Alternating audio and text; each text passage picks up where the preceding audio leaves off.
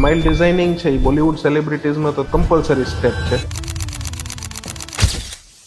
તો અત્યારે એ smile designing માટે કેટલી વસ્તુઓ કરતા હોય છે લોકો?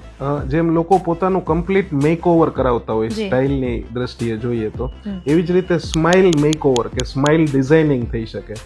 કોઈને કોન્ફિડન્ટલી ટૂંકમાં સ્માઇલ કરવું હોય અને સ્માઇલ કરે ને એમને એવું લાગતું હોય કે they are not happy with the smile, તો એને આપણે વિનિયર્સની મદદથી એટલે કે દાંત ઉપર એક પ્રકારનું લેયર લગાડીને અથવા સ્માઇલ ડિઝાઇનિંગના ઘણા બધા કોન્સેપ્ટ્સની મદદથી એમને આપણે ખૂબ જ સુંદરતા વધારી શકતા હોઈએ છીએ. અને સ્માઇલ ડિઝાઇનિંગ છે એ બોલિવૂડ સેલિબ્રિટીઝમાં તો તમે વાત કરીએ એમ એ એક કમ્પલસરી સ્ટેપ છે.